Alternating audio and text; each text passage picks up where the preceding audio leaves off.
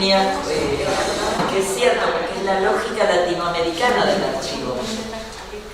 Esto tiene que ver cuando vos decías, bueno, los archivistas. Pará, ¿qué archivistas? ¿Cuáles archivistas? ¿No? Claro, que además nosotros somos... Muchos, igual, muchos. A ver, sí, se me ocurren nombres bien intencionados, pero que en realidad estoy muy escandalizada de cosas. Nosotros tenemos como un nombre fetiche que pobre, que no es tanto ya la persona, sino el símbolo. Ya es el símbolo, ¿no? Ya es como un símbolo. Pero de verdad, decimos, bueno, pero los archistas de La Plata, y vos, como te comentaba en el descanso, terminaste hablando de cómo hacerse sus propios archivistas, que es lo que para mí es como el gran escándalo del archivo de la memoria trans, es que se convierten en arcontes, porque quienes fueron archivadas son archivantes. Entonces, esa es la gran revolución que hace el archivo de la memoria trans, y los archivos ya, que ni siquiera, lo hablábamos con Joaquín, que ni siquiera tal vez sea decir marginales, porque decir marginales es pensar como si quisieran pertenecer a un centro, sino, no sé, archivos otros, o los archivos que a nosotras o a nosotros nos importan. No pienso en la noción de inicial de Fred de qué es lo que importa, o no sé si de lo que usa Fred, que es archivar lo que importa o leer lo que importa. Entonces, retomando, si el archivo sucede en el contacto de quien va al archivo, la gran responsabilidad, y por eso la formación de archivistas soberanas que arman los tesauros que necesita el archivo. Eso también, cuando se hablaba de los tesauros ya existentes, también pensé que nosotros hemos hablado a veces en el grupo de lo que es el extractivismo de datos, y tenemos esta categoría que desarrolló Lea, que en contra de la minería de datos, ¿cómo se llama? Las espigadoras. En lugar de usar las máquinas, porque ¿por qué haríamos archivos si está en Google? ¿No? ¿Por qué juntaríamos, por ejemplo, nosotros estamos armando Orbe-Escrito un mapa de dónde están los manuscritos o los archivos? Eso. Localizar para que la gente vaya a ver que, ¿por qué hacerlo si podríamos preguntarle a Google? Porque nosotros queremos recuperar los datos que a nosotros nos interesan, ¿no? Entonces, frente a la minería, las espigadoras,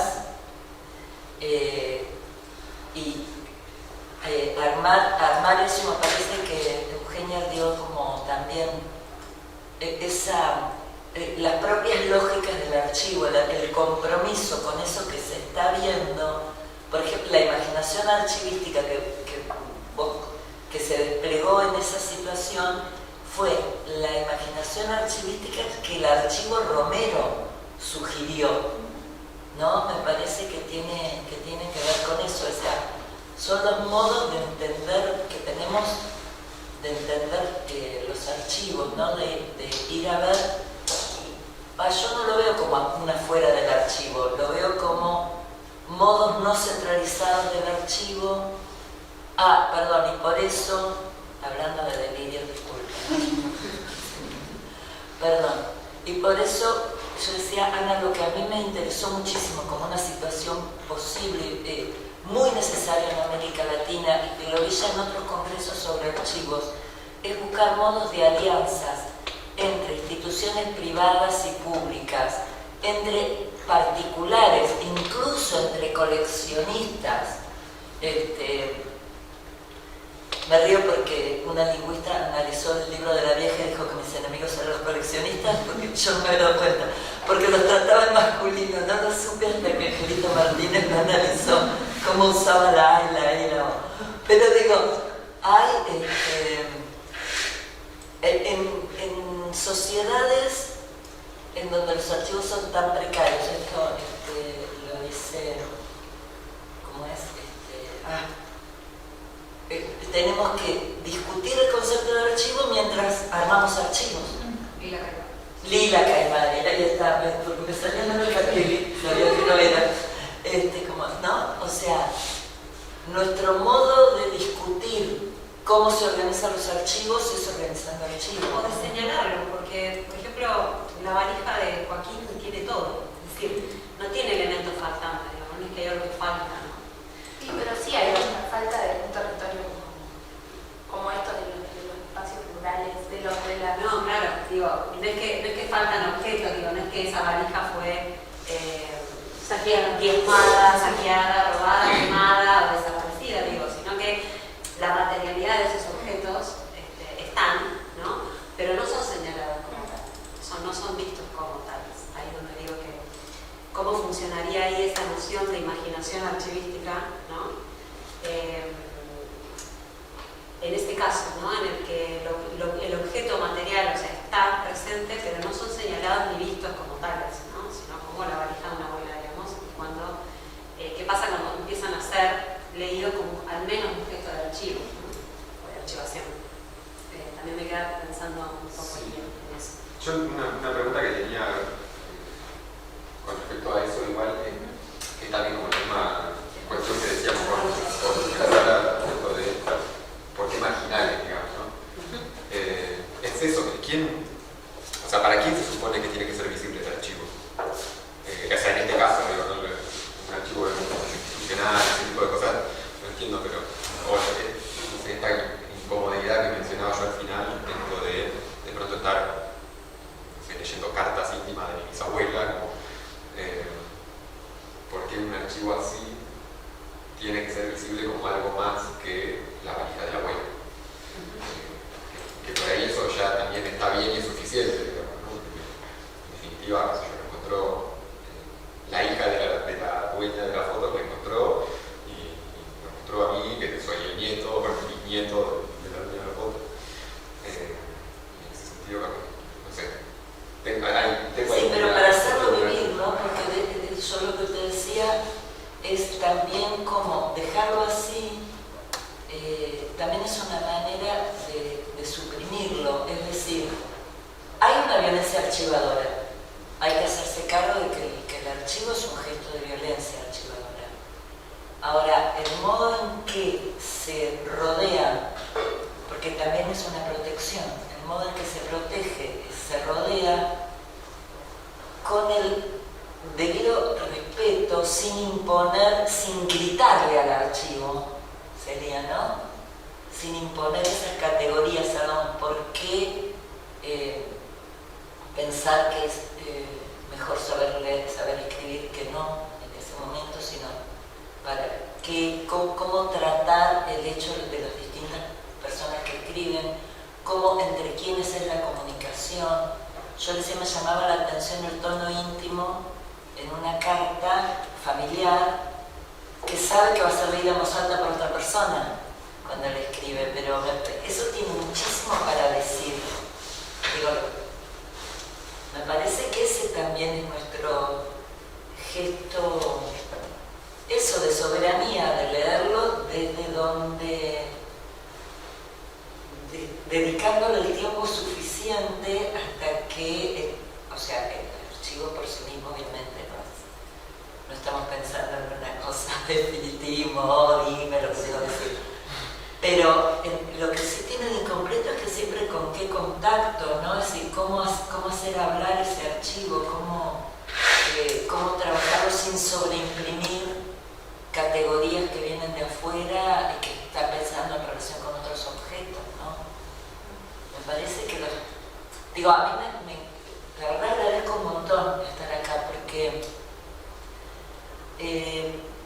una cosa que tiene el pensamiento sobre los archivos es que cuando ese pensamiento está elaborado por gente que está haciendo archivos, es otro pensamiento. Es como, incluso el primer señor que habló de cuando se cita a Foucault y qué sé yo, pero el tipo había pasado muchas horas con los archivos. Entonces, mi respeto, puedo leerlo, mi respeto porque tuvo muchas horas mirando archivos. Y me parece que eso es lo que muestra, o sea, yo quisiera, te pido como más datos para seguirla después, incluso así, ver cómo articulamos, porque lo que estamos buscando son soluciones, ¿no? A mí porque nosotros en una época tratamos de que quede en depósito el archivo PUID en la Biblioteca Pública de la Universidad. La Biblioteca Pública de la Universidad tardó un año calendario en decir que sí, que podía sacar un seguro por si se robaban los archivos. Y el señor dueño de los archivos dijo, no, ¿sabes qué? Me lo tengo en mi casa. Entonces, como eso de la corresponsabilidad, porque hay, yo estoy pensando en el archivo de Mario Velatín, que o sea, como maneras de que no enajene la propiedad de los papeles, porque de pronto un escritor que tiene un hijo, que capaz hay que dejar al hijo, ok, pero mientras tanto, así que yo te voy a pedir que, no sé, como que hagamos un post y que veamos eso, porque eso son soluciones. Eso es imaginación archivística en acción. Sí, sí, sí. Claro que, claro, las soluciones nunca son una. No. Que cada caso requiere de una inteligencia colectiva para probar y ensayar. Sí. Yo te contaba el archivo Padín, ¿no? Que pasó de una figura de comodato a la Universidad de la República, y ahora en sus últimos 2 años el propio Padín, que ya está grande, decidió hacer una donación, o sea, cambiar de figura, él mismo.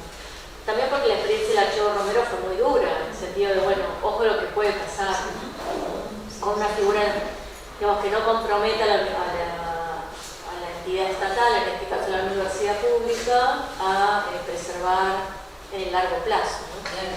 Entonces, pero ha habido otras. Además se experimenta en que realmente la universidad los cuida, lo mantiene, o sea, se ve. Y ahí armamos esos acuerdos de corresponsabilidad. La red Conservatismo del Sur sigue implicada, no se desprendió, no es que llegamos a este lugar y ya está, la responsabilidad es de la universidad, sino que seguimos implicadas. Lo mismo con el archivo Romero Porvenir, o sea, que queda acá en la Universidad de La Plata, me implica que no hagamos nada más por ese archivo. Yo Pero pienso que hay algo importante de lo estatal, en el sentido de que garantiza, por lo menos hasta ahora, que tenga una parte, claro, pero no lo entrega pero no queda, como hay corresponsabilidad, entonces no queda librado al azar. porque también sabemos de muchas historias de entidades públicas que abandonan los Sí, sí, archivos, sí, ¿no? que los dejan en sótanos donde se inundan, donde se pierden. Totalmente.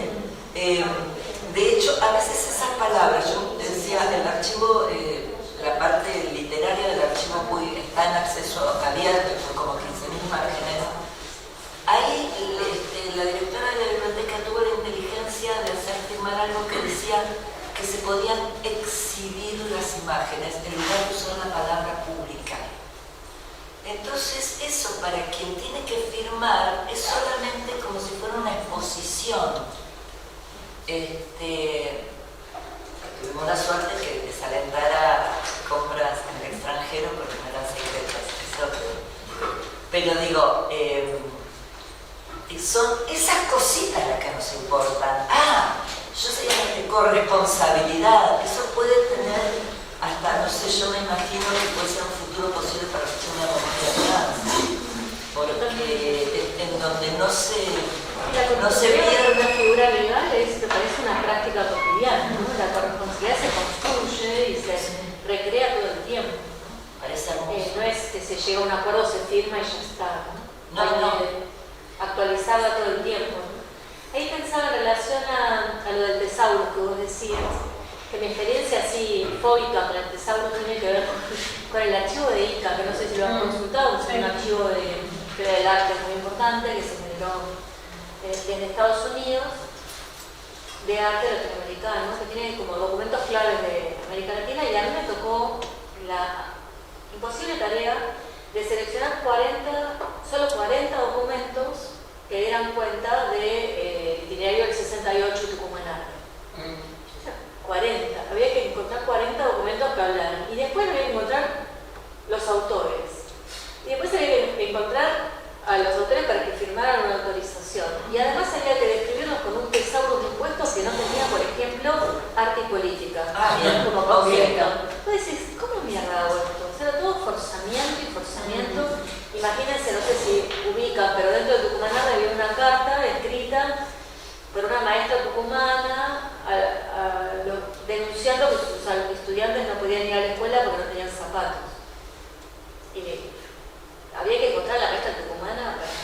firme. para que autorice el documento. O sea, un nivel de delirio de lo que fue eso. Que al final terminás eligiendo los 40 documentos que sabés que son los autores.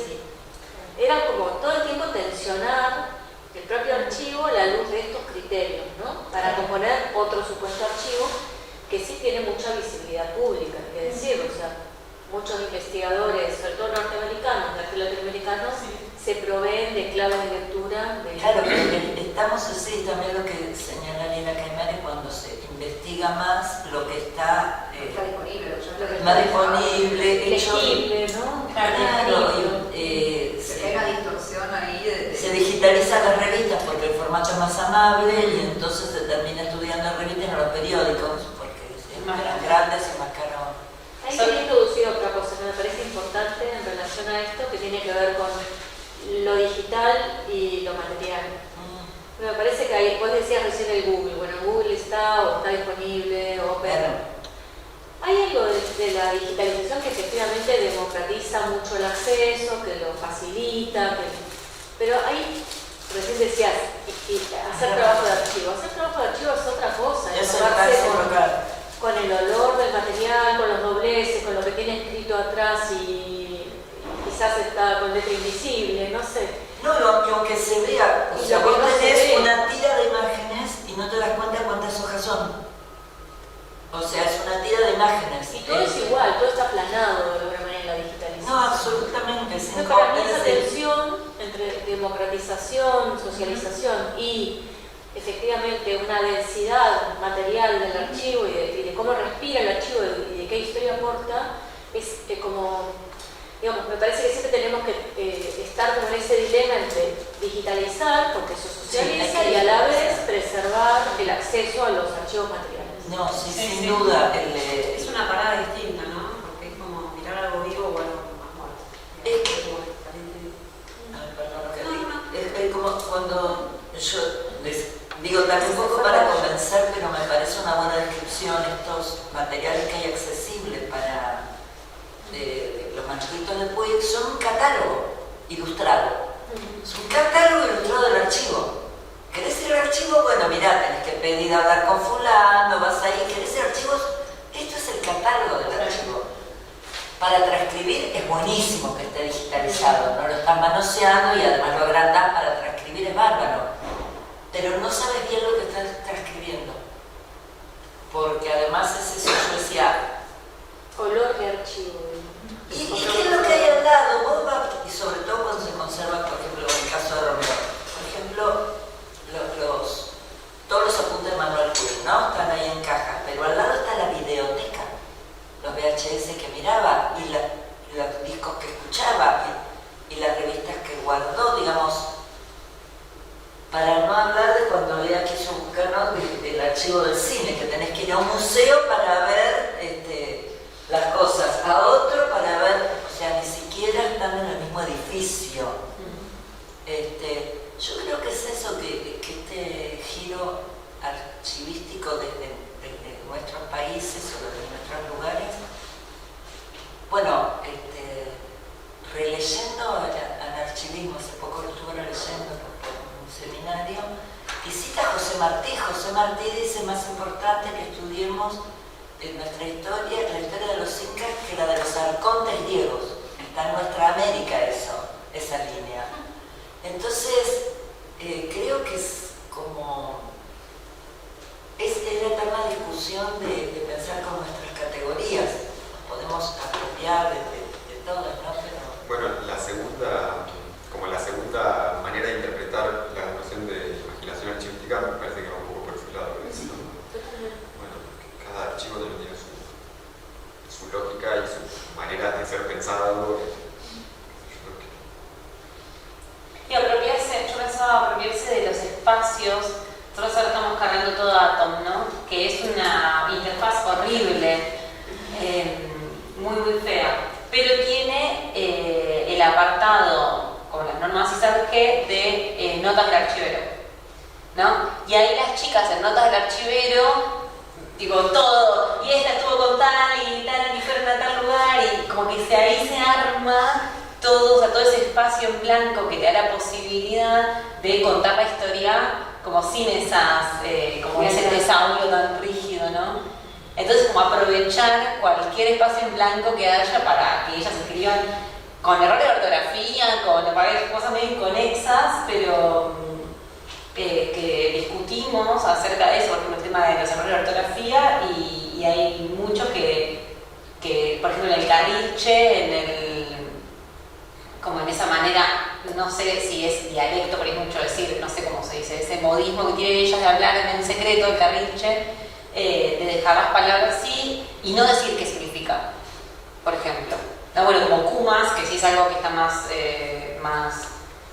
es más sabido, como el nombre del libro del archivo de la memoria trans, que significa compañera, kumas sí ya se sabe, pero el resto, por ahí palabras secretas, que ellas decidieron como no tocarlo, como quieren dejarlo así, y bueno, que se entienda por contexto o no se entienda. Y vos después vas a hacer el diccionario.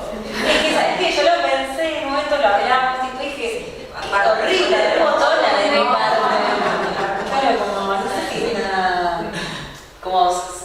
no, claro, no me siento, es como medio vos con tu abuela. Es santuario también, ¿no? La importancia de la palabra, pensaba también en las diferentes presentaciones, escrita, oral, la intervención, la palabra que falta, la palabra como también imagen, ¿no? Ahí en esos afiches, digamos, ¿no? Que es todo el tiempo palabra. O sea, hay una pulsión por un montón de cosas, pero pensaba en esa huella de la palabra, que tiene, o que tuvo una presencia, me parece, en las mesas importante, por no estar o por sobreestar, o por correrse de cierta normativa, ¿no? Me parece que fue un hilo conductor interesante.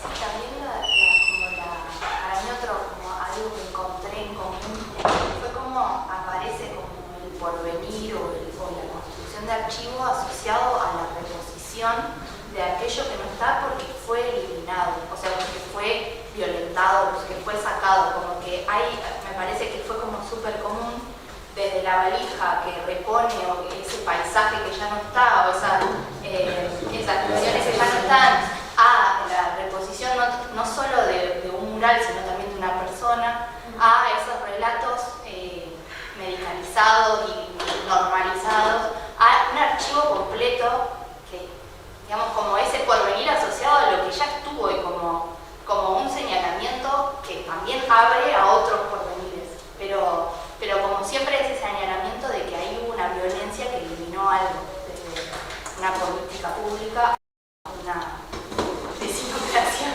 hasta un mercado, ¿no?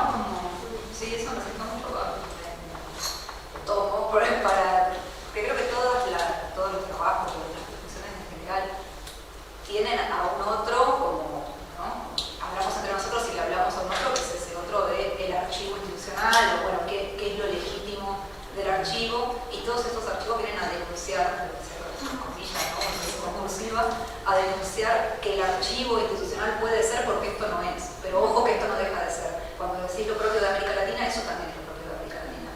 Nosotros podemos importar una idea de, bueno, el archivo, ordenemos, esto es lo que va dentro, lo que va fuera, lo institucional, estos son fondos para tal cosa, para tal otro, fondos económicos, no para esto, para lo otro, pero siempre hay algo ahí que es latente y que es incómodo. Eso me parece que es lo propio de todo lo que estamos hablando. Que Victoria llama la miscelánea de los archivos. América Latina es la miscelánea. Es necesariamente con misceláneidad, si no es con la miscelánea, es con la miscelánea. Pero una miscelánea que no se deja, para mí, no se deja tampoco, y no se deja encasillar en miscelánea.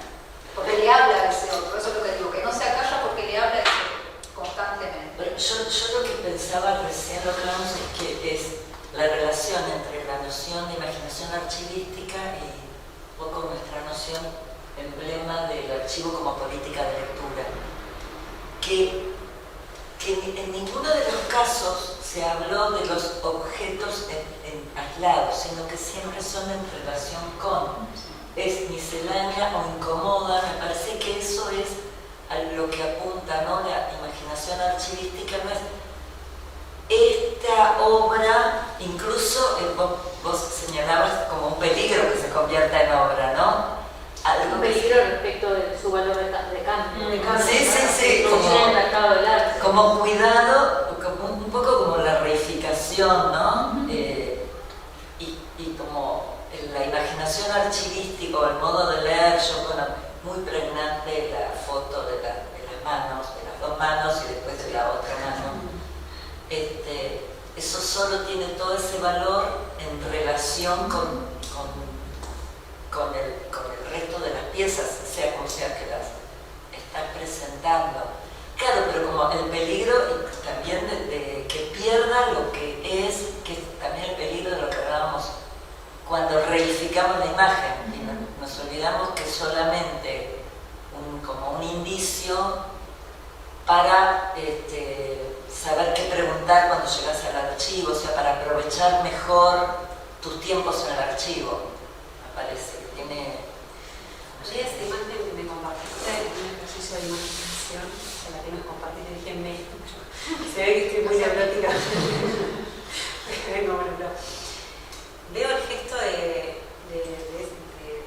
dos personas que saben que van a desaparecer, ¿no? Digo, más allá del contacto, veo ese agarrarse la mano como peligro de... pero me parece que la imagen tiene además esa potencia, ¿no? Además de mostrar la mano y dialogar con la otra, está ese gesto del que se agarra, ¿no? Porque sabe que, no sé, de sostenerse con el otro, ¿no? Sí, son imágenes que... Perdón, que te interrumpí. No sé qué. No, quería decirlo, pero porque me pareció... No sé.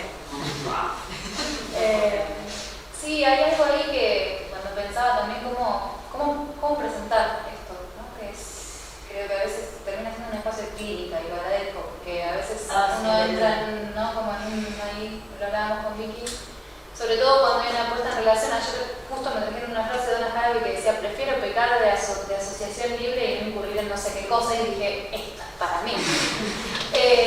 Porque hay algo ahí que cuando yo traía la imagen del delirio, que en realidad más tenía que ver con pensar estas fundaciones, sobre todo por el contexto histórico en el que estamos ahora, y cómo yo antes, cuando arranco mi investigación, muy metida como en la fascinación por el movimiento de desmanicomialización y por el trabajo de comunidad y de recuperación de ese archivo que lo hace la misma institución, sus trabajadoras desde otro lugar. O sea, es como un momento medio ahí crítico. Yo la conocí en el archivo del Congreso de Historia de los Pueblos, en Ensenada, el año pasado. Sí. Me quedé para escucharla y pareció es un trabajo muy amoroso. Muy amoroso. Y también tiene que ver con su formación, su tradición, ¿no? Como trabajadoras sociales, digo, más allá de las ideas adheridas a esas figuras, pero digo, sí desde su subjetividad y su singularidad. Y el trabajo que hacen ahí, ¿no? Y un poco lo hemos hablado de relación con lo que traía Vic, el trabajo con la archivo de la memoria de la nación. Y está en la escucha desde su lugar. Pero me pasa, por otro lado, que cuando empiezo a hacer como esta crítica muy fundada en este revisionismo crítico, de mirar al museo, sobre todo como este lugar imperialista de recolección y extractivismo, y sobre todo la fotografía también como lugar de extractivismo, ¿no? Pensando en autoras como Erika Suter. ¿Desde qué lugar como que la crítica que hoy en el momento en el que me otorga la beca, yo estaba sentada en las escalinatas del Museo de Ciencias Naturales reclamando por la baja de financiamiento de ciencia y técnica. Y para mí fue muy loco toda esa situación, porque estaba defendiendo una institución que critico histórica, ¿no? En su fundación original. ¿Qué es eso? Y es un constante esta contradicción que traen de lo que decía Caimari, ¿no? Que hay algo ahí que en un punto uno entra como en colapso, porque lo único que me parece es como todo esto que se erige como verdad, ¿no? Y que aparece como un real tan fundado en datos, que aparte con la aceleración en la que estamos es imposible refutar, porque se construye como verdad, ¿no? En el discurso hegemónico. Y en un punto digo, yo estoy intentando como criticar esto que a la vez, y la ficción me queda poca todo el tiempo. Es como que siento que hay algo ahí que tal vez en estas instancias de inscripción material, de corresponsabilidad, de reactivación de un espacio que igual, digo, no, hablando de, por eso, ¿no? De entrar con ustedes en estas micropolíticas, porque en un punto también hay inscripciones materiales, que son la recuperación de un archivo histórico que estaba bajo tierra, literalmente. Entonces digo, y darle escucha a esa voz ya es un giro, ¿no? Ya es un giro material. Pero bueno, hay algo ahí como que en estas construcciones, que digo, cuando digo que le faltan un poco el respeto es porque sé que estoy hablando con una tradición. Sí, Y que hay algo ahí como en ese montaje, que a la vez también parece una cosa muy, muy forzada, pero en realidad es parte de si uno va a los archivos y se encuentra con las imágenes y cómo circulan, tiene que ver con una tradición de cómo se forma la imagen, que es a partir del montaje incluso también. Y el borramiento y la decisión, el recorte, un gesto que estoy haciendo acá, que en realidad también es como que todo una tradición, ¿no? Entonces por eso digo, es como que es imposible salir sin estar contagiada ese delirio del archivo. No sé si es que es un contagio, me parece que es como una forma de entrar y de tensionar, ¿no? De tensionar desde adentro, eso es lo que... Igual que vos decís, bueno, critico a la misma institución que criticás para rearticular, para que se rearme, no para que se desarme. No para que desaparezca. No para que desaparezca. Y pero es parecido a lo del CONICET, ¿no? Esto de que bueno, si hay un montón de problemas dentro del CONICET, no sé, que los becarios no tenemos para la jubilación, por ejemplo, aporte para la jubilación, pero como toda la derecha usa eso para decir, bueno, bajen el CONICET. Y digo, no, queremos acomodar ciertas cosas, pero que siga funcionando. No, a mí me encantaron los paneles, o sea, muy a los paneles de Barlow. Esos paneles críticos me parecieron como muy interesantes, el montaje, de verdad a mí me apasionó como visualmente, siento como que hay, como que es un trabajo gigante, como que lo vi y dije, ay no, qué trabajo más grande, me encantaba. Pero sí pienso en eso, que me hacía pensando en él, o sea, escuchaba como atenta también pensando que cuando fue la pregunta de ¿qué hago yo en un congreso de archivos menores periféricos? Y esto, todo lo contrario, y aún así digo, es todo eso, ¿no? Es todo a la vez. Y cuando las escuchaba y hablaban del dolor, de la pérdida y la tristeza, que siento que es ahí un motor afectivo el que termina, ¿no? Como haciendo otra acción, como en esa pulsión del hacer archivo o de buscar en estos archivos. Entonces nada, creo que hay algo ahí que sí, que nos debemos como desde esos lugares, bueno nada, no sé, esto, no sé si llegará a algún lugar más que esto, locos. Vos escribís la tesis igual. Bueno, no nada de poética. Primero escribimos la tesis, después seguimos charlando. No, por lo pronto tenemos un dossier ya apalabrado, hablando de palabras y de acuerdos y consensos. Y de responsabilidad. Dimos un montón de vueltas para el dossier. Ana fue consultamos a Ana también porque no había un espacio institucional, una revista científica que nos aloje en un corto plazo la propuesta que ya teníamos en Atlas. Y entonces, bueno, fuimos como consultando y todas las publicaciones, para quienes trabajan en investigación y con ISEC, ¿verdad? Eran del 2023, que había nacido la idea del dossier, al, no sé, a 2027 quedamos. 2027, 2026, o sea, con mucho tiempo. Antes que fue la idea de Marilyn, creo. Marzo, perdón. De por ahí encontrándonos mientras tanto, yo lo agradecía a la mesa. Por favor. Mientras esperamos este largo plazo, nos encontramos presencialmente para conversar y poner diálogo, entonces retomamos esa idea que me parece hermosa. Y acá estamos y hablando de imágenes, palabras y voces que faltan. Y por ahí le damos si alguna se quedó con ganas de... Yo solo una cosita que me quedaba pensando de lo que decías vos, que venimos pensando bastante en la red, que es esto el cuerpo en el archivo, ¿no? Como el dejarse afectar. Nosotros venimos charlando sobre el olor del archivo, sobre, bueno, el afecto, como, no sé, como que hay algo de estar allí y dejarse afectar por lo que pasa, que me parece muy hermoso de pensar. No son solo los documentos, sino como una sale, como una entra y como sale, y todas las cosas que Sí, que sale. Bueno, en el archivo del hospital, tal vez tiene que ver con un afecto específico con ese espacio, ¿no? Porque más allá de todo lo que pasa mientras uno está, yo estoy haciendo trabajo más de hablar del extractivismo, también pensar qué lugar busca mi cuerpo en el archivo, porque ahora con toda la formación académica, la que vale, el turno teniendo clase trabajadora y tal, pero igual encausada como en la academia. Hay algo ahí que sucede, yo estuve haciendo, mientras limpiaba los libros y trataba de encontrar, mi tarea fue sacar todos los libros, estaban agrupados en un estante lleno de cosas, e intentar agruparlos al menos por guión, porque había una biblioteca enorme que se iba a descartar y al final necesitamos la descartamos en parte del archivo, el Centro Limpia. Y en el Limpia, además de los contactos que voy teniendo con los usuarios, estuve en un taller de poesía escuchando mientras no limpiaba, y esto existe sin extractivismo, pero lo primero es a fines históricos.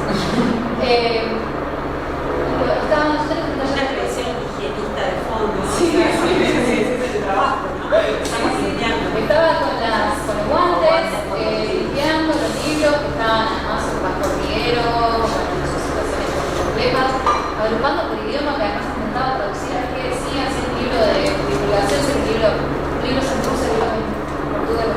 Gracias, Google. Sí, gracias Google. Hablando de tecnología, pero también gracias. Bueno, entonces en eso digo, ahí estaba escuchando y funcionaba en el mismo contexto una conversación en un taller de poesía donde los usuarios estaban preguntándose si la mejor manera de llamarse a los usuarios o pacientes. Y digo, todo eso hacia la experiencia, ¿no? Como de estar ahí entre esos materiales, estar a la escucha de lo que sucede, estar en una institución que además fue un pabellón de arenados criminales, sobre un territorio que fue un cementerio y que además ahora se está moviendo a una recuperación de tierra para que el usuario vaya a vivir ahí sin externo. Digo, ¿no? Como muchas inundaciones, seguro, y algo del color de la baba que inevitablemente acontece en el contacto con muchos de los usuarios, en los abrazos, digo, ¿no? Como también hay cosas que parecen tener en el cuerpo, no solo el fácticos. Sí, nosotros estamos pensando también en el hecho de la última, porque eso lo que se llama tocar el archivo, que también es dejarse tocar el archivo. Es eso, ¿no? Porque eso sucede en la realidad. Perdón, pero... No tenemos que ir porque el trencito pasa ¿cuánto? No, ya creo que no llegamos, pero el tren a Buenos Aires está tardando 1 hora 40, así que no sabemos qué Cuando pasa. está hablando de que está cortado, había... Yo vine en tren y pensaba volver en Bondi. En el micro. Estaba cortada la autonomía.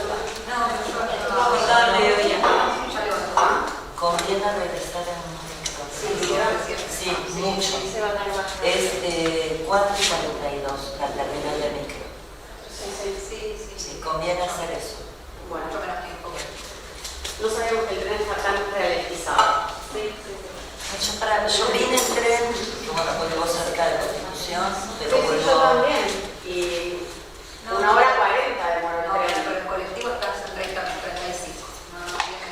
Bueno, desde que subí, creo que hice la ruta, son 30 minutos. Sí, en total no tiene... Casi a hacer el comienzo de...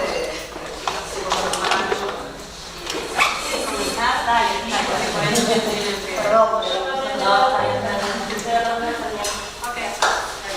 mañana Yo mañana...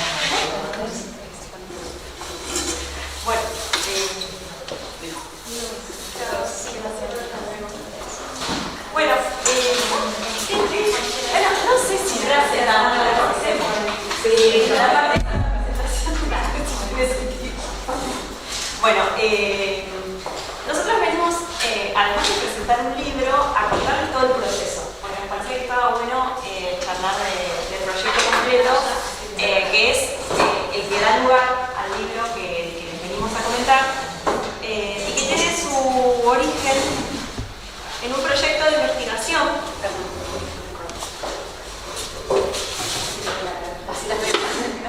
que se llama Los Debutantes y Mujeres Artistas Bonaerenses, relevamiento, catalogación, análisis y difusión del archivo del Museo Provincial de Bellas Artes Emilio Petrucci.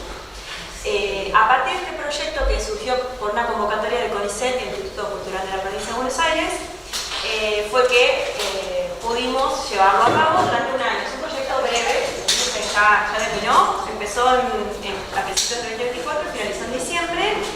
Y la particularidad de esta convocatoria es que incluía a investigadoras del CONICET, que somos nosotras dos, y una compañera que no pudo venir, Clarisa Fernández, está enferma, investigadoras del CONICET y también personal del museo. Es decir, que era un trabajo conjunto que llevamos a cabo de una manera particular, que también les queremos contar un poco la parte de la dinámica específica del trabajo. ¿Qué nos propusimos hacer con este proyecto en términos generales? Bueno, nosotros lo que queríamos era intervenir críticamente en los modos en que las mujeres artistas han sido registradas o no registradas o subvaloradas en los archivos de arte, y en la historia del arte en general, para recuperar sus trayectorias y contribuir a una relectura del patrimonio artístico provincial, porque este proyecto está concentrado en la provincia de Buenos Aires, y de una perspectiva doble de género y situada, ¿sí? Para llevar a cabo este proyecto, nosotras partimos de ciertas ideas que ahora les voy a comentar como más breve, porque por ahí mejor vamos a la parte más contundente. Pero sí algunas ideas claras que son las ideas con las que venimos trabajando con los proyectos de Graciela, con todas y todos los que hemos pasado por esos espacios, pero que a nosotros nos dieron también una pauta concreta, no solo en términos de marco teórico, sino de concretamente cómo abordar el trabajo y cómo pensarnos en relación con el archivo. Obviamente que partimos de esta idea de Derrida, ¿no? De la pulsión de destrucción y acumulación, que ya todas y todos conocemos, pero esta cuestión de la destrucción, que justo, bueno, lamento que se hayan tenido aquí las chicas, pero la pensábamos también en relación con Latinoamérica, es decir, ya no solamente en términos conceptuales, ontológicos, sobre qué es un archivo, qué es un arconte, las posibilidades de riesgo. Me gustó esto que dice Derrida, que dice todo puede ser destruido sin que queden restos, no solamente sin huellas de lo que estuvo, sino también sin memoria de la huella, ¿no? Entonces, ¿qué pasa en América Latina en relación con esos archivos? La falta de políticas y presupuesto son parte de esa cuestión, digamos, del peligro, ¿no? El peligro de la destrucción. Si bien nosotros hablamos desde el punto de vista de un archivo institucional, porque es el archivo de un museo, no es un archivo menor, no es un archivo periférico, pero sí los sujetos que nos interesaban nosotros relevar ahí, que son las mujeres de principios del siglo XX, donde realmente había una falta de información, una falta de investigación, una falta de reconocimiento, y ahí también había un riesgo, ¿no? Un riesgo de pérdida de esa información. Otras cuestiones que tuvimos para pensar el trabajo tiene que ver obviamente con Tello, que lo nombraste recién, Graciela, con la idea del archivismo, pero fundamentalmente para pensar esto de disentir, ¿no? Con esta organización de cuerpos y corpus al interior del relato patriarcal del museo, ¿no? O sea, no para pensar un archivo distinto, porque es un archivo institucional que ya tiene sus secciones, sus series, tiene su espacio, tiene un reconocimiento, sino cómo leemos y cómo pensamos el archivo y cómo pensamos esas trayectorias olvidadas, negadas, esos nombres inexistentes en la historia del arte y esos cuerpos y esos corpus, ¿no? Pensar simultáneamente desde ahí nuestro trabajo. Y que también incluye algo que le hemos trabajado y que salió ahora también en esta conversación en relación con pensarnos en el trabajo no solamente en el archivo como investigadores, sino con el archivo. Los primeros 6 meses de nuestro trabajo fueron trabajar con el archivo, con los materiales, con la limpieza.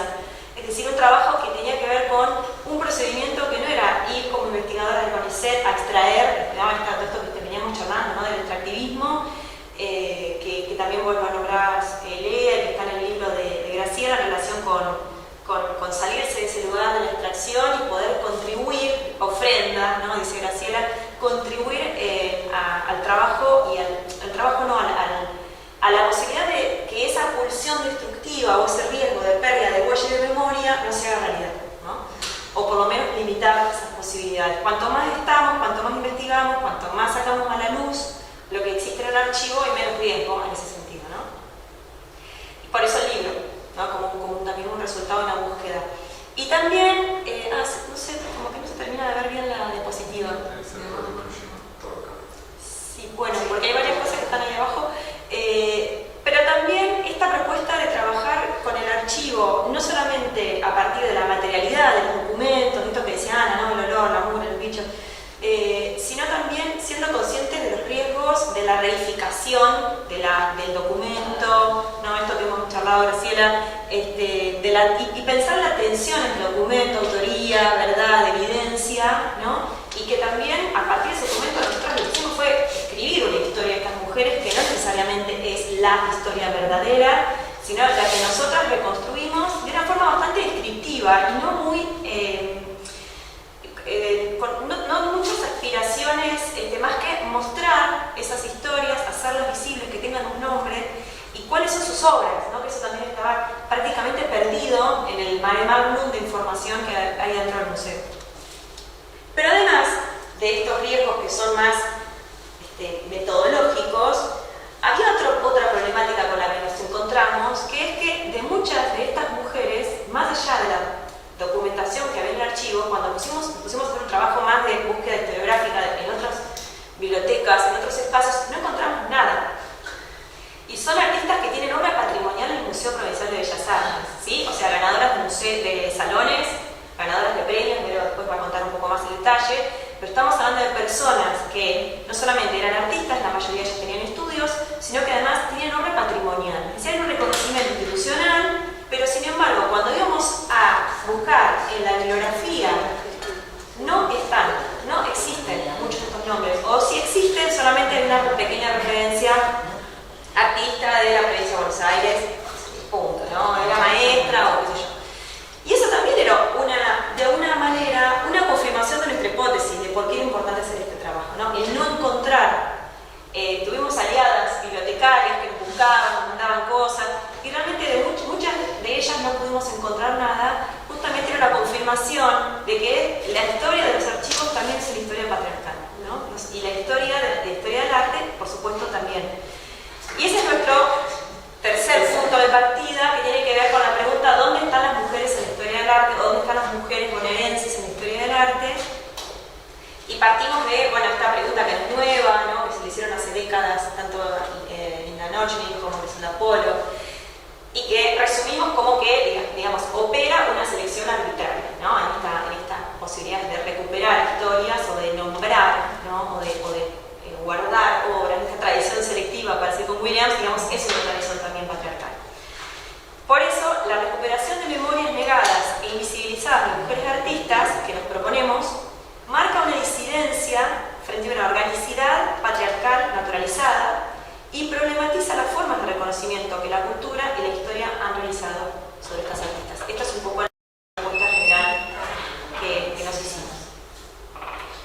Bueno, vamos a contarles en concreto de qué se trató una vez que reflexionamos, que presentamos un poco esta parte más conceptual y metodológica. Nos concentramos en trabajar con dos series de documentos. Una son las fichas de artista y otra es el banco de datos de artistas patrimoniales. Las fichas de artistas son fichas individuales realizadas en las primeras décadas del siglo XX, hasta la década de 1940, donde estaban los datos biográficos de artistas, varones y mujeres, una fotografía, la firma manuscrita y la información de sus estudios, de sus salones donde expusieron, de sus premios.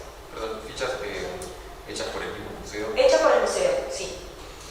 Y el banco de datos de artistas patrimoniales son como los expedientes individuales o las carpetas individuales de cada una de los artistas y los artistas del museo que tienen obra patrimonial, ¿sí? Entonces teníamos por un lado el banco de datos, que es una cantidad enorme de documentación, y las fichas de artistas. Y nos propusimos trabajar, como decíamos, con el archivo. O sea, toda la primera parte del trabajo, junto con el personal del museo, hicimos limpieza, organización de materiales, mejoramiento de las condiciones de guarda y catalogación. Eso nos llevó muchísimo tiempo porque, claro, una vez que empezábamos el trabajo nos dimos cuenta que era una tarea infinita. Incluso la propuesta inicial incluía más series de trabajo, tuvimos que reducirla porque era imposible. Y para ello contamos con otro proyecto paralelo que surgió mientras estábamos desarrollando que es el trabajo con estudiantes de la Facultad de Artes, que es algo que les va a contar Vero, pero que trabajaron en esta primera fase de trabajo con el archivo. Acá estaban incluidos todos los documentos, es decir, varones y mujeres, porque la idea era rescatar, resguardar, digamos, privilegiar, bajar el peligro, el riesgo de la documentación que estaba con hongos, con insectos, con ganchitos oxidados, fotos pegadas. Encontramos obras a veces adentro de los sobres con los que no se había trabajado casi nunca, o algunos sí. Y el caso de las fichas, cuando nosotras, ahora les voy a comentar, hicimos también entrevistas con las trabajadoras del museo sobre qué pasó con la intervención nuestra en el museo, en el archivo. Ellas decían esas fichas estaban arrumbadas, olvidadas, y hasta nos daba miedo abrir el cajón, ¿no? Entonces, bueno, eso fue lo primero que atacamos. Y acá les muestro algunas fotos.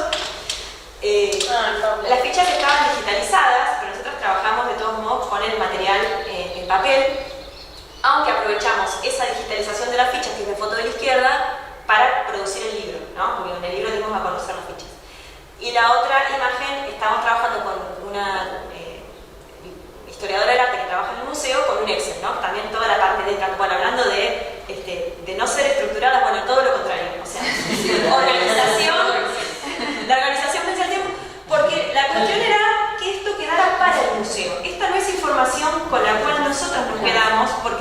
operativa a los fines de nuestro estudio de las mujeres artistas, no, sino que tiene que ver con qué es lo que queda para que las propias trabajadoras del museo contaran con información propia para trabajo interno y también para la consulta. Es decir, que fue un trabajo que no tenía un fin específico para nosotras, sino que era para... ¿En qué año habían comenzado este laburo? Fue el año pasado. Presentamos el proyecto a fin de 2023, nos lo otorgaron en diciembre y fue un año. Vamos. Juntar un montón de gente. Esta es una de las fichas. Sí. Esta es una de las fichas, esta es la parte abierta de las fichas donde están, por ejemplo, los salones, los expuso, este artista tiene fotos, tiene firmas manuscritas, después les vamos a mostrar otras fichas con anotaciones en lápiz, son hermosas. ¿Cómo es el papel? Es un sobrecito de papel, como si fuera papel manteca, transparente, donde estaba... Eso no se pone la foto. Donde pero hay... la No, ficha. no, la ficha. la ficha. Es una cartulina. Una ficha de cartón y una doblada. escrita a mano. Bueno, acá, ahí tiene la ficha, ¿sí? Este es el momento, por ejemplo, esos papeles que están acá abajo blancos son papeles libres de ácido, los compramos con el presupuesto que teníamos para... El presupuesto de CONICET. El presupuesto que recibimos de CONICET lo usamos completo para comprar materiales para el museo, porque aunque es una institución pública, digo, este debate que teníamos recién, no había materiales para trabajar. Desde pinceletas para limpieza, los guantes, los barbijos, todo lo compramos nosotras con el presupuesto que recibimos de CONICET. Este es el momento donde ya, una vez limpias, estaban siendo guardadas en mejores condiciones con papeles libres de ácido, por ejemplo. Y las cajas, esa caja que está ahí, esa caja blanca, también son cajas aptas para el guardado. Otra de las trabajadoras del museo, acá, este es uno de los sobres de artistas patrimoniales. Tienen en la tapa el nombre y tienen... Ese teatro argentino. Porque el Petrolista ha cerrado por reformas. Ahora les vamos a contar eso, sí. Ay, perdón. No. Bueno, los tipos documentales que encontramos en estos sobres son artículos periodísticos, catálogos, reproducciones de obras, currículum vitae, depósito de obras para salones, seguros, bueno, y algún otro tipo de documental. ¿Y quién armó esos sobres? Los armaba el museo con cada artista patrimonial. O sea, cada obra que entra con, o sea, se recolecta información sobre ese artista. En muchos casos de obras de mujeres eso no estaba. Siempre hay algo, aunque sea un pequeño CV o el nombre. También, lo que las no obras hay- de mujeres también Sí, tenían estaban, estos sobres que fueron la base de nuestra investigación cuando hicimos la investigación sobre las mujeres. Está la parte general, digamos, con la parte pues yo había escuchado, había entendido como que no había No, nada. no hay nada por fuera. No hay nada por fuera. Cuando nos ponemos a investigar para reconstruir las trayectorias, las biografías, Se barba. eso es lo que no está. De hecho, la biblioteca del museo tiene libros, diccionarios de artistas. Acá, estos rojos que están ahí. ¿Para qué?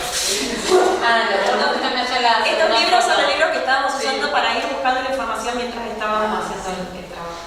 Bueno, Y algo muy lindo. No lo vas a decir. bueno, ahí. Dale, ¿no? Algo muy lindo que fuimos encontrando eran anotaciones de la bibliotecaria anterior que iba registrando de cosas que leía, de otros materiales, iba tomando nota sobre los distintos artistas y lo iba a mano y lo iba incorporando dentro de las obras. Entonces encontramos historias rarísimas. Bueno, pero es como el espacio en blanco de la nota del chivero, de la nota del bibliotecario. Es mejor lugar, Es otra huella, ¿no? Bueno, este es el momento de la limpieza. Y acá, en este momento, lo que estábamos haciendo era, con el Excel abierto, constatando en cada sobre qué documentación había, cuántos documentos, cuántas fotografías, etc.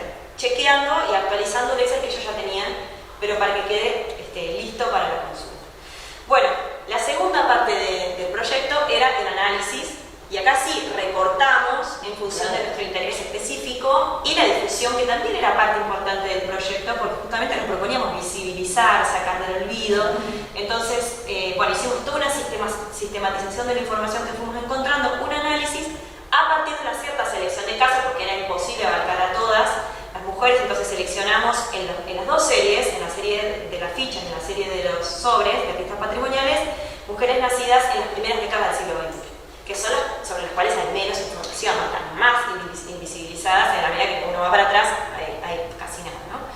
Bueno, y a partir de esto publicamos artículos, un capítulo del libro que comentaste vos, Vicky, el libro que les vamos a contar ahora, y participación en eventos. Tratamos de que salieran notas de divulgación, de que esto excediera un poco a la academia y que salieran notas en medios o en distintos lugares para que se pudiera hacer conocido el libro que se llama Pioneras del Arte Bonaerense, Mujeres en el Museo, en el archivo del Museo Provincial de Bellas Artes Emilio Petrucci. Es un libro que se publicó este año, es de descarga gratuita, es un libro virtual y se encuentra tanto en un drive del museo, porque está en construcción su página web, así que después quedará en su página web, y nosotras, como recuerdo, lo pusimos en memoria académica de la facultad, porque un drive por ahí no tiene la certeza de que va a estar siempre disponible.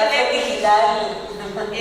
Es una edición del museo y también colaboró con la edición, o trabajó como parte de editor, el propio director del museo, que es Federico Rubituso. Trabajó con nosotras tres, nosotras dos, con Clarisa, que es la que no está, en la diagramación del libro y en la... Bueno, ¿qué hicimos en ese libro? Publicamos las fichas personales, esas fichas individuales, de 16 mujeres nacidas entre 1880 y 1919, que incluyen información sobre su nombre, domicilio, los títulos o profesiones que tenían, los premios obtenidos y la participación en salones. Pero además de la publicación de las fichas digitalizadas, que ya estaban digitalizadas, pero incluso había personas del museo que no sabían ni que existían esas fichas digitalizadas, así que también ayudó a que ellas se enteraran de procesos y documentos que ya estaban listos para el trabajo. Incluso estos Excel con los que nosotros hicimos la catalogación también existían, pero estaban incompletos. Es decir, que trabajamos sobre lo existente, no es libro, sino que en conjunto con las chicas del museo, un trabajo reconociendo todo lo que ya estaba hecho y cómo poder aportar a partir de ahí. Entonces decidimos publicar esas fichas, que era como una manera muy concreta y directa de visibilizar, de dar un nombre, ¿no? De poner una foto, de que esté su firma. Acá, por ejemplo, estas son 2 hojas del libro, así quedó publicado. Está la parte de frente de la ficha, con la foto, con la firma manuscrita, y después el resto de las páginas que conforman cada una de las fichas. Además, incluimos en el libro una contextualización histórica sobre estas fichas, ¿no? Porque también es algo que nos pasaba, que cuando nos pusimos a investigar, había como información dispersa dentro del personal del museo. Nadie sabía exactamente, o se tenía información muy fragmentaria sobre cómo habían surgido, en qué época se habían hecho. Entonces, el proyecto fue también una oportunidad para que dentro del propio museo se hiciera una investigación por parte de estas 2 autoras, que son 2 historiadoras del arte, trabajadoras del museo, Malena Tanevich y Paula San Cristóbal. Ellas escribieron esta contextualización, donde pudieron recuperar información para que el que reciba el libro sepa qué son estas fichas, dónde vienen, qué tiene que ver con la fundación del museo, o con las etapas posteriores, o con el propio Petrucci, cuáles eran las prácticas que se realizaban en el museo en relación con el archivo. Y también un capítulo donde nosotros publicamos esta investigación que hicimos sobre las trayectorias y las obras. Y acá lo que hicimos, pero lo va a contar en más detalle, fue cruzar, eso no estaba hecho, la información del archivo con la información patrimonial del museo. Es decir, estas mujeres que tienen fichas, son artistas patrimoniales. Las fichas no son solamente artistas patrimoniales. Las fichas podrían ser personas que estaban registradas en el museo, no necesariamente artistas patrimoniales. ¿Cuáles de ellas eran patrimoniales? ¿Qué obras tenían? ¿Qué tipo de obras hacían? ¿No? ¿Cómo menciona todo el tiempo la idea de patrimonio, no? O sea, es como incomoda, ¿no? Porque tienen obras que son que se pueden comprar por el museo. Claro, actividades en salones. Bueno, entonces en la investigación hicimos ver los detalles, ese cruce entre la información de las fichas, información que fuimos a buscar a libros de historia del arte y demás, donde ahí se nos dificultaba, y elegimos que sean únicamente mujeres que tuvieran obra patrimonial, porque ahí podíamos hacer el cruce y ver qué habían hecho en concreto estas mujeres, ¿no? Y sacar a la luz también su producción artística. Para hacer una nota al pie, sí, el comentario de Eugenia, que tiene que ver con un comentario entre nosotras, es como si fueran, o como si les hubieran dicho, ustedes son patrimoniales por un ratito. Tenían el patrimonio, pero sillas. Pensaba en esta idea de cómo la idea de patrimonio está atravesada por esta idea de tradición patriarcal. Por supuesto, pero por supuesto, por eso digo, como que, ay, miren, no es patriarcal, es de todos. Pero bueno, ya está con que la página, puede salir por atrás. Sí. Bueno, incluso por esta cuestión de no conseguir información, no encontrar, igual encontramos algunas investigaciones previas donde sí muchas de estas mujeres, estas y otras que va a comentar Vero, sí estaban nombradas en otros trabajos, buscamos tesis y hay algunas autoras pioneras, recientes que han trabajado sobre mujeres artistas, pero otras no trabajos de varones que estudian mujeres. No, trabajos de investigadoras y también de un colectivo que ha hecho una muestra en el propio museo, pero que no estaba la información de todas ellas, ¿no? Bueno, esto lo voy a resumir un poco porque es algo que nos interesa comentarles, que es cómo trabajamos en el archivo con el personal del museo. Porque también hay algo ahí, que creo que también lo charlamos, que se pone en tensión, que es qué pasa cuando viene una, dos, tres investigadoras con un tema, con un proyecto financiado a abrir cajas que nunca se han abierto o que no estaban del todo exploradas, o a proponer cambios, actividades, a poner horarios de trabajo, personas, bueno, vamos a abrir el lunes y los viernes, o sea, bueno, y al mismo tiempo invitarlas y proponerles lo que nosotros llamamos como un trabajo cogestionado, o sea, trabajamos a la par del personal del museo y las decisiones fueron consensuadas, fueron tomadas de manera conjunta, en qué sentido se aplicó el presupuesto, toda la lista de compras la hicimos juntas. Bueno, alguna cuestión que tenían que ver con problemáticas del espacio, que es con que el museo no está en este momento operando desde su sede, sino que está en el Teatro Argentino, en un subsuelo, con lo cual el espacio, las condiciones de trabajo no son las ideales. Es como la historia del museo igual, ¿no? Como pudo hacer Sí. Bueno, ahora van a tener un buen espacio, va a estar Además ahí es trabajar con los trabajadores del Petruti y del Teatro Argentino. Sí. A nosotros nos pasó la plateada, que era tipo como doble intervención. Bueno, entonces, bueno, por un lado de la cuestión del trabajo, que implicaba hasta espacios físicos, ¿no? que había que compartir y demás, establecer cronogramas de trabajo conjunto con las chicas del museo, la falta de materiales, que nos decíamos, nos faltan materiales de guarda, de limpieza, problemas de infraestructura, y articulación entre viejas y nuevas tareas, y yo diría viejas y nuevas prácticas, ¿no? En relación con el archivo, lo que nosotros veníamos a proponer y de la manera en la que estaba funcionando. Eso también fue muy interesante porque creamos nuevos consensos e incluso ya lo que comentan. Hubo un clima de trabajo excelente clima, fuimos muy bienvenidas, apoyadas en todo. Todo el tiempo las convocábamos a hacer lo que estábamos nosotras también involucrándonos. Eso es importante, o sea, no van a cantar la posta. Nosotras decidimos, bueno, ahora ahí están las soluciones, ¿no? Por ejemplo, necesitamos una capacitación para la limpieza, la guarda. Entonces, ¿qué hicimos? Convocamos a una experta del Archivo Provincial de Vélez, que es el sitio donde se estaba desarrollando el otro proyecto, que es el de Florencia Larra de Armas, que es del mismo tipo, o sea, de la misma convocatoria. Estos dos proyectos estaban paralelamente trabajando. En el archivo Levene había una especialista que nos vino a capacitar a nosotras, a las chicas del museo y a los estudiantes que hicieron las pasantías. Es decir, trabajamos en esto. Reuniones periódicas, creación de canales de comunicación y consenso. Bueno, más allá, sí.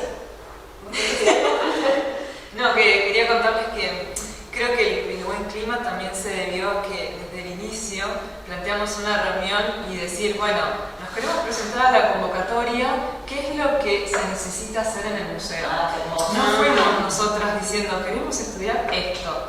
Si bien teníamos algunas líneas, algunos intereses, fue una reunión previa que tuvimos con Federico y después tuvimos más ampliada con las chicas, me acuerdo que fue acá en la facultad, de preguntarles, bueno, ¿qué es lo que hay y qué podemos hacer con lo que hay? Entonces creo que ahí también planteamos una... Sí. Incluso la idea de concentrarnos en las mujeres de las primeras décadas del siglo XX surgió en la conversación con Federico. No lo teníamos nosotros previamente, sino que surgió ahí. Esta parte la voy a resumir un poquito, pero simplemente comentarles que este trabajo con la cogestión nos llevó a dos procesos de reflexión, o sea que como que se expande, ¿no? Porque empezamos a pensar, bueno, el trabajo de investigación sobre mujeres, pero primero es el trabajo con el archivo y después el trabajo con el personal del archivo, es decir, como ir planteándonos cada una de las situaciones que se nos iban presentando de manera bastante razonada, digamos, consciente, y que no fuese algo que surgiera sin pensarlo para evitar, no sé, problemáticas, conflictos, lo que fuera.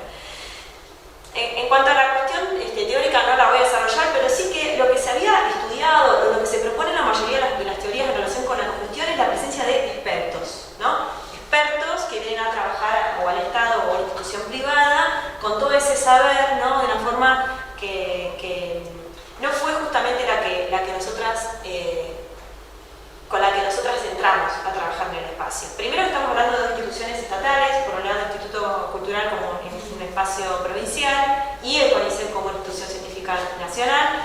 Entonces hay experticia en todos lados, no somos las únicas. Y también porque pensamos en esto de decisiones consensuadas respecto de los tópicos que nosotras consideramos, pero también de la demanda de la institución, establecer estrategias organizativas, dinámicas de trabajo, los objetivos de forma conjunta, y también conversaciones sobre aspectos conceptuales, técnicos y presupuestarios. Todo esto fue dialogado, por lo tanto no es tanto la relación de un experto que viene con todo ese saber, sino a compartir, a aprender de todos lados. Todo el tiempo nosotros las consultábamos a las chicas, o lo consultábamos al director del museo, ¿no?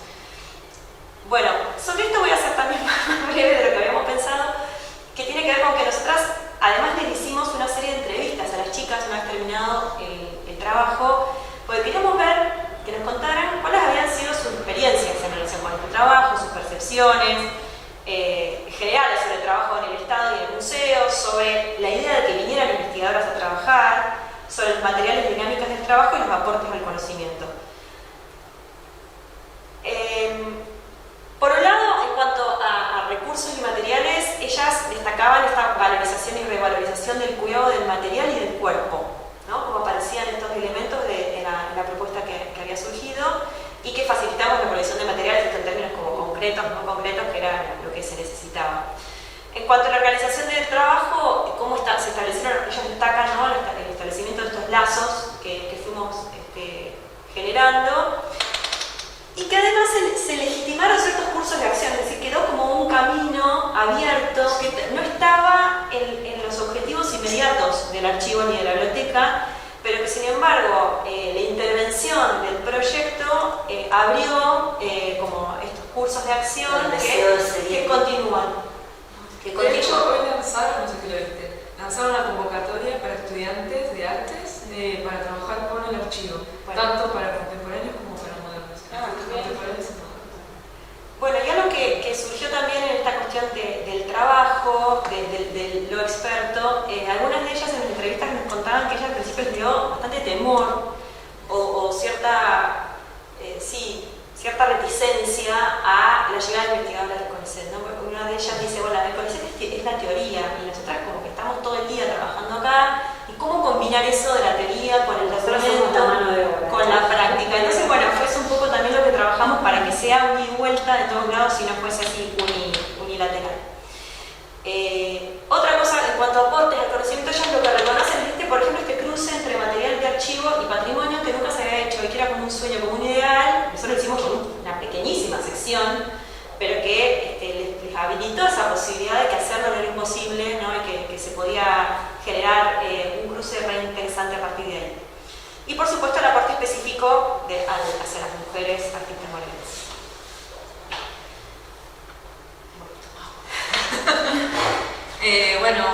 Otra de las cuestiones importantes para nosotras fue esta idea de las prácticas profesionalizantes.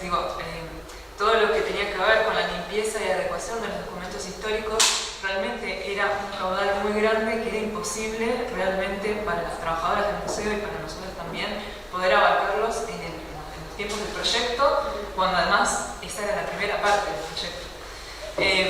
Entonces la idea del director del museo, de Federico, fue generar estas prácticas profesionalizantes e involucrar a la otra institución, como la Facultad de Artes.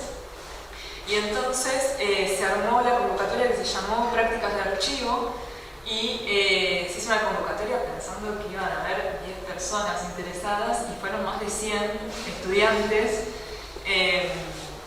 de la facultad, tanto sí, fue una locura porque de hecho se hizo en el salón del pasaje de Arroyo, que estaba lleno, y nosotros nos mirábamos diciendo cómo vamos a ubicar a toda esta gente, porque después teníamos que hacer una selección y no era la idea tampoco. Bueno, Yo trabajo en un espacio muy pequeñito, muy chiquito, de la carrera de Historia del Arte y la plástica, fueron de las dos. Esta foto es de los estudiantes. Parece una foto como bajada de internet, ¿no? Son los estudiantes trabajando. Éramos nosotras hace unos años. Éramos nosotras, estudiantes de Historia del Arte. Sí, ponerles a los barbijos más la...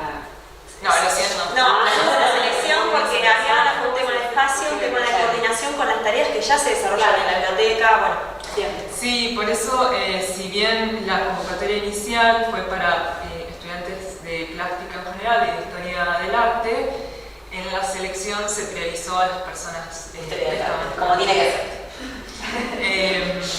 Que un poco también tiene que ver con que, bueno, en la formación del plan nuevo, que ya no es tan nuevo, nosotros tenemos formación en gestión, en museografía, en museología, pero no tenemos como, no sé si ahora, pero en el momento que yo hice la carrera, no teníamos el acceso al trabajo, cómo se trabajaba con archivos, teniendo tantos museos en la ciudad.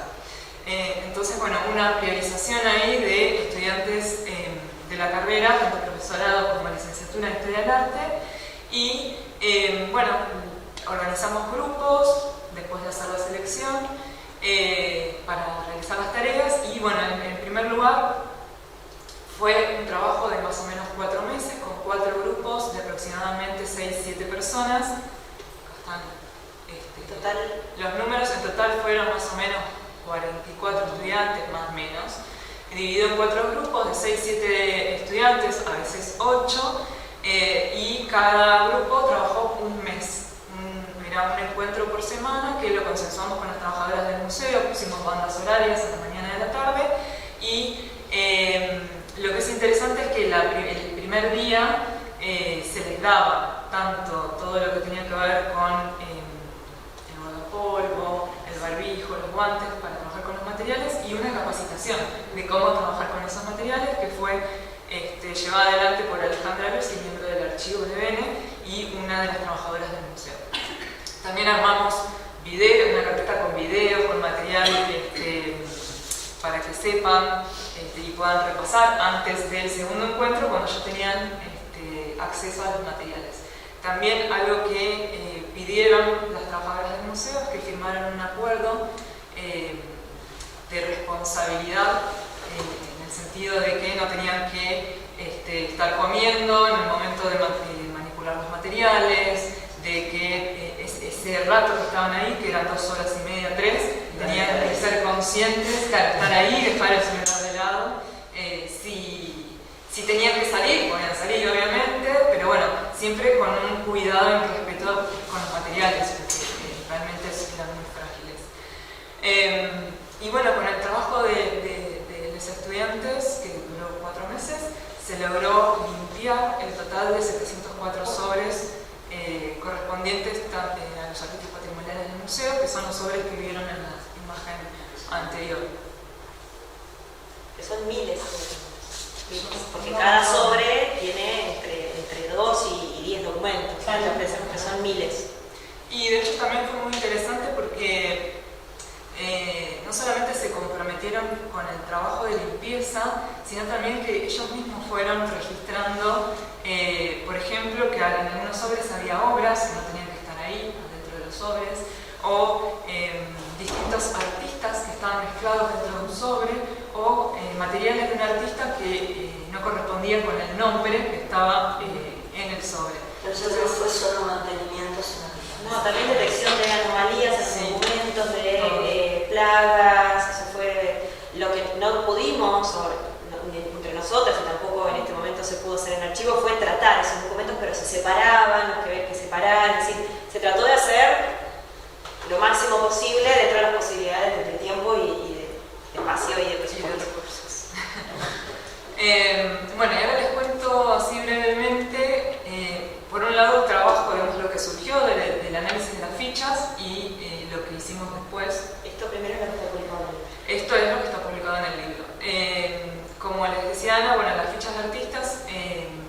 son 154, o sea, al momento que nosotros hicimos el relevamiento eran 154, después se encontraron en algún lado, no sé, más, ¿cuántas? 100 más, no sé. Pero bueno, al momento del relevamiento eran 154, de las cuales 16 eran mujeres. Y de esas 16, solamente 8 eran artistas patrimoniales. Nosotros hicimos el análisis de las 16, en principio, registrando nombre, domicilio, títulos y profesiones, premios obtenidos y los salones en los que cada una de estas mujeres participó, que es digamos, la información que aparecía en las fichas. Y lo que buscamos responder fueron estas preguntas, ¿no? ¿Quiénes fueron estas mujeres artistas? ¿Cuáles fueron sus trayectorias artísticas? ¿Cuántas tienen obras patrimoniales en el museo? Y de esas obras, bueno, ¿cuáles eran los géneros y las temáticas elegidas? Vale decir que es un 10%, ahí ya también tenemos otra corroboración de hipótesis, ¿no? De 150 fichas, 16. 16 eran mujeres, 50 en total, 16 mujeres. Aparecen cortadas, bueno. Sí.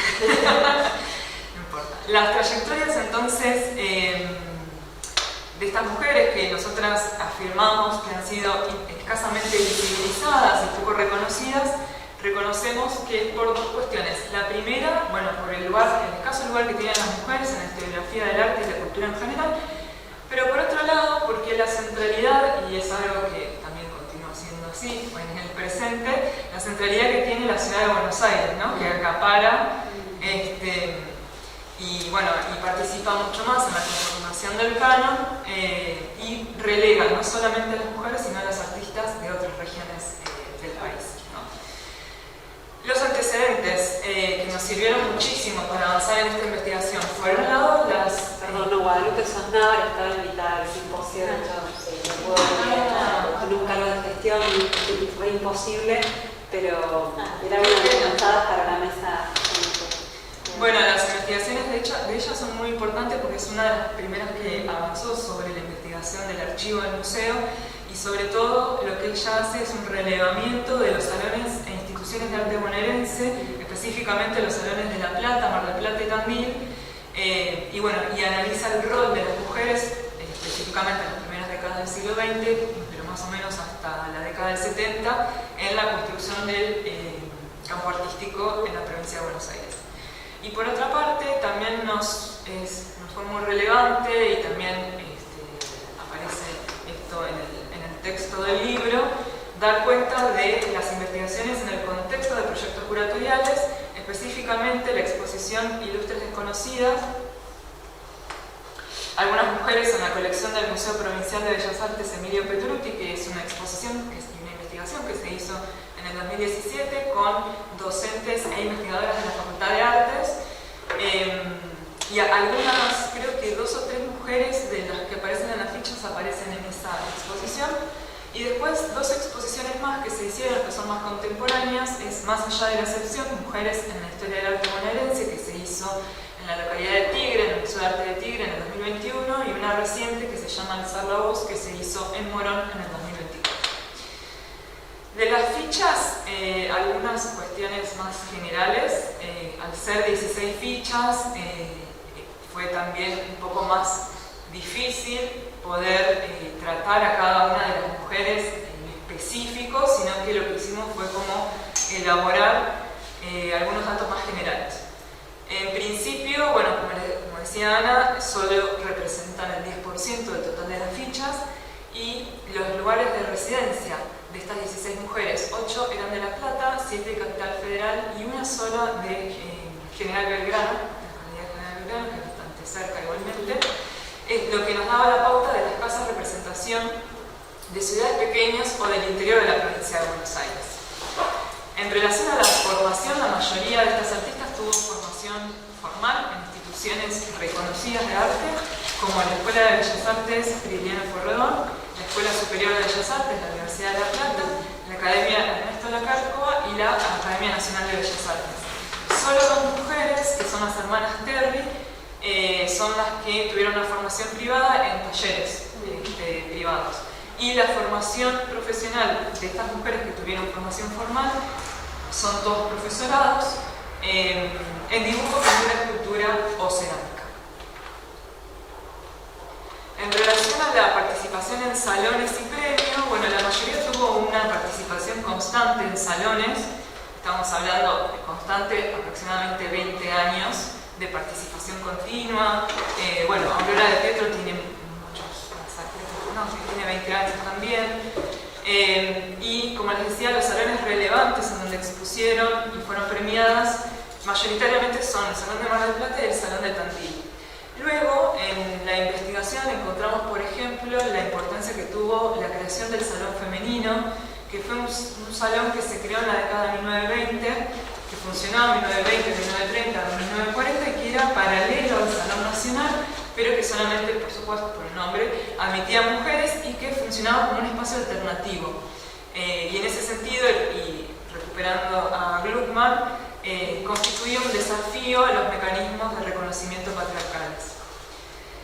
El contexto institucional de estos salones, es importante decir que la mayoría de los salones que aparecen en estos momentos y en los cuales participan estas mujeres fueron parte de la gestión Pietoluti.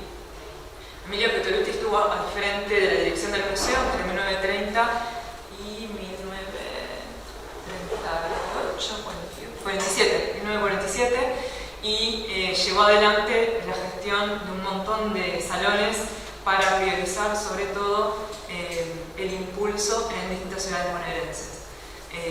Y dentro de estos salones, una de las normativas es que la representación femenina tenía que suponer un 25 o 28%, y la importancia de los salones también tenía que ver con que el patrimonio del museo fuese aumentando, ¿no? Entonces, el periodo de la gestión de Pietoluti es donde más aumentó el patrimonio del museo por adquisición de obras a partir de los salones. Y la mayoría de estas mujeres, bueno, entre distintos premios, obtuvieron medallas, premios estímulos y premios adquisición. De las obras patrimoniales, bueno, la cantidad, digamos... Sí, estoy muy preocupada, me tengo que ir, perdóname que interrumpa para saludar, pero es peor levantarme y irme. Bueno, perdón. Aprovecho para decir algo, ya que interrumpimos, que es cuando miramos esto, ¿no? Que todas estudiaron, que todas participaron en salones, que todos recibieron premios, se hace más presente la ausencia de sus nombres en la historia, ¿no? Se hace como más evidente que personas que hayan tenido, todas con una formación específica, todas con salones, todas con premios, y sin embargo no están presentes en la historia. No sé, se hace más presente esto cuando uno lo ve, es importante. Rápidamente, de las 8 mujeres patrimoniales hay un total de 31 obras en el museo. La mayoría de las técnicas es el óleo, aunque hay otro tipo de técnicas, y sobre todo hay dos mujeres, María Cristina Molina Salas, que trabaja con chapa, y Marta Redentor, que trabaja con cemento, que son las obras de adquisición más recientes. Por eso también pensamos que las técnicas son diferentes a las más utilizadas. El modo de adquisición es por los salones y por donaciones, y los géneros que aparecen, y acá también se corrobora la bibliografía al respecto, la mayoría de los géneros que aparecen en estas obras son paisajes, retratos, naturalezas muertas y escenas de costumbrismo, que son los géneros considerados menores en relación a los géneros de historia. ¿Qué molesta? Dice directamente y se olvidó la Sí. Estas son algunas de las obras. Forman parte del patrimonio. Igual en el libro hay más obras.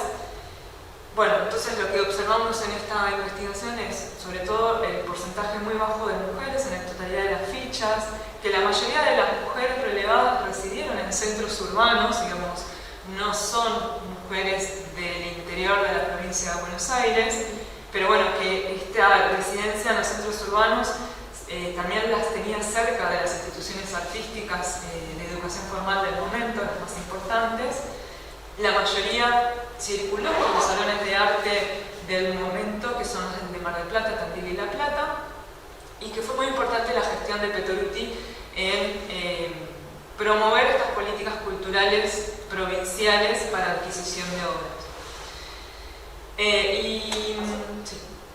Y lo último que hicimos, y esto lo voy a nombrar así muy rápidamente, en en el marco del libro, que va a seguir publicado en algún momento de este año, supongo, La Plata 2, Archivos, Memorias y Políticas, nos convocaron a participar y nos pusimos a ver, bueno, qué mujeres artistas platenses encontrábamos en todo este archivo, ¿no? En lo que trabajamos en las fichas y en el banco de datos de mujeres patrimoniales.